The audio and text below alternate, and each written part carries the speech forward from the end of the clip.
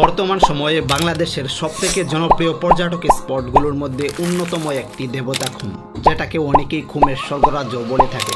আজকের এই ভ্রমণ গল্পে জানাতে চেষ্টা করব কিভাবে অল্প খরচে দেবতাখুম যাবেন তা নিয়ে বিস্তারিত তথ্য। ঘড়িতে বাজতেছে রাত ৮টা। ফাইনালি দেবতাখুমের উদ্দেশ্যে রওনা হয়েছি। দেখা হচ্ছে দেবতাখুম। দেবতাখুম যাওয়ার জন্য পৃথিবীর যে কোনো প্রান্ত থেকে প্রথমেই আপনাদের বান্দরবন আসতে হবে। বান্দরবন আসার জন্য ঢাকা থেকে ৮৫০ টাকার মধ্যে বাসের টিকিট পেয়ে যাবেন। আমার মতো আপনারা চাইলে ট্যুর গ্রুপের সাথে ভ্রমণ করতে পারেন। আমি গিয়েছিলাম সিদ্ধান্ত ট্রাভেল ময়মনসিংহ গ্রুপের সাথে।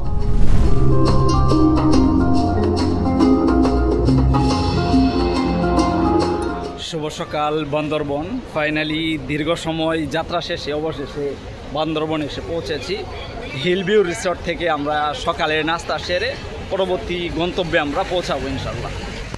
বাস স্ট্যান্ড থেকে 2 মিনিট হাঁটলেই ধনেশ চত্বর। ধনেশ চত্বরে গিয়ে চাঁদের গাড়ি নিয়ে নেবেন, যেটার মূল্য হচ্ছে 4500 টাকা, যেখানে অনায়াসে 13 জন বসতে পারবেন। যদি আপনাদের টিম ছোট হয়ে থাকে তাহলে নিতে পারেন সিএনজি, যেটার মূল্য হবে 2000 টাকা। চাঁদের গাড়ি দিয়ে রওনা হয়েছি কচ্ছপতলি বাজারের উদ্দেশ্যে। দেখছি প্রকৃতির অপরূপ সৌন্দর্য। পৃথিবীটাকে আল্লাহ এত সুন্দর করে সাজিয়ে গুছিয়ে রেখেছে, বাসা থেকে না বাহির হলে হয়তো উপভোগ করা সম্ভব না। বান্দরবনের এই রাস্তার ভিউ দেখে সত্যি আমি মুগ্ধ হয়েছি। ফাইনালি এসে কচ্ছপতলি বাজারে পৌঁছেছি। এখানে এসে প্রথম কাজ গাইড ঠিক করা, দ্বিতীয় কাজ এনআইডি কার্ডের ফটোকপি একটা থানায় একটা ক্যাম্পে জমা দেওয়া, যেগুলো আপনার গাইড আপনাকে দেখিয়ে দিবে। তারপর চাইলে এখান থেকে নিত্য প্রয়োজনীয় কিছু জিনিস ক্রয় করতে পারেন, যেমন ট্রেকিং করার জন্য লাঠি, জুতা এবং মোবাইলের সেফটির জন্য খাবার কিনতে পারেন এখান থেকে। তারপর চাইলে দুপুরের খাবার এখান থেকে অর্ডার করে যেতে পারেন, কেননা কচ্ছপতলি বাজারে হোটেলের সংখ্যা তুলনামূলক অনেক কম। কচ্ছপতলি বাজার থেকে ফাইনালি আমরা দেবতাখুমের উদ্দেশ্যে রওনা হয়েছি। এখানে দেখতে পাচ্ছেন আরও অনেকেই আছে, সামনে আমাদের গাইড আছে। বেশ ঝুঁকিপূর্ণ রাস্তা, এভাবে যেতে হবে ট্রেকিং করতে করতে। দেখা যাক শেষ পর্যন্ত।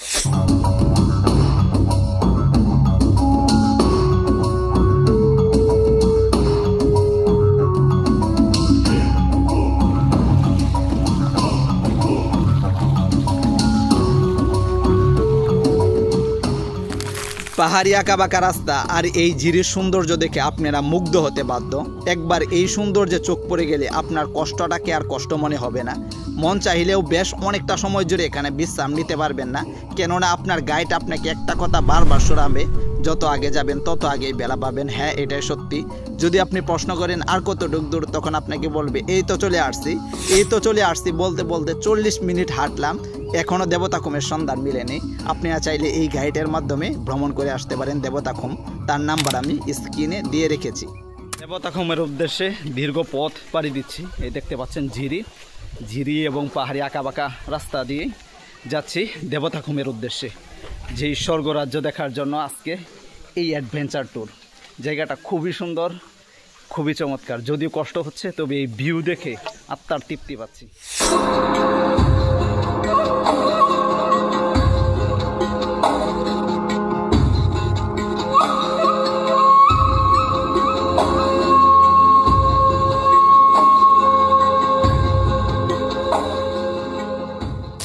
দীর্ঘ পথ ট্রেকিং শেষে অবশেষে টিকিট কাউন্টার পর্যন্ত পৌঁছতে পেরেছি। আরও হয়তো বেশ অনেকটা পথ ট্রেকিং করতে হবে, ওইটা আপনাদেরকে দেখাবো।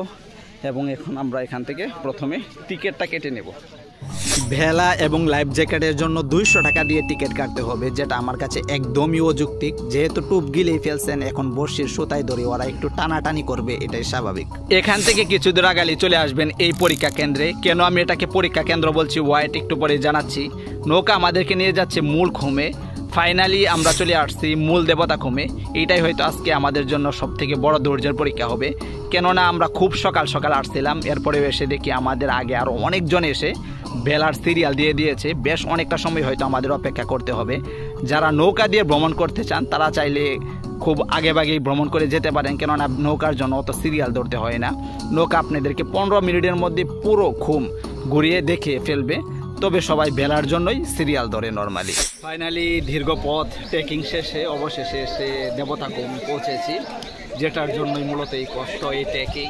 সব কিছু পাড়ি দিয়ে স্বর্গের এই রাজ্য দেবতাখুমে এসে পৌঁছেছি। এখনও ভেলা পাইনি, ভেলার জন্য দীর্ঘ সিরিয়াল ধরতে হবে। সিরিয়াল দিয়েই আমরা বসে আছি। দীর্ঘ অপেক্ষার পর ভেলার সিরিয়াল পেয়েছি। পুরো খুমটা ঘুরে দেখব এবং আপনাদেরকেও দেখানোর চেষ্টা করব।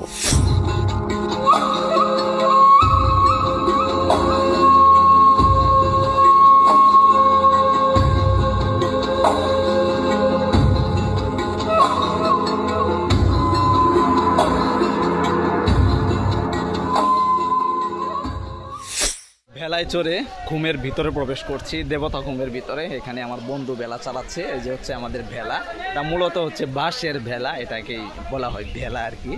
এখানে বেশ অনেক ভেলা আছে, আর এই ঘুমটাও খুবই চমৎকার, খুবই সুন্দর একটা ঘুম, যেটা বাংলাদেশের সব থেকে বড় ঘুম। আপনি চাইলে আসতে পারেন। দুপাশে হচ্ছে পাহাড়, সুবিশাল পাহাড়, আর মাঝখান দিয়ে একটা চমৎকার লেক গিয়েছে, যেটাকে দেবতা খুম বলা হয়।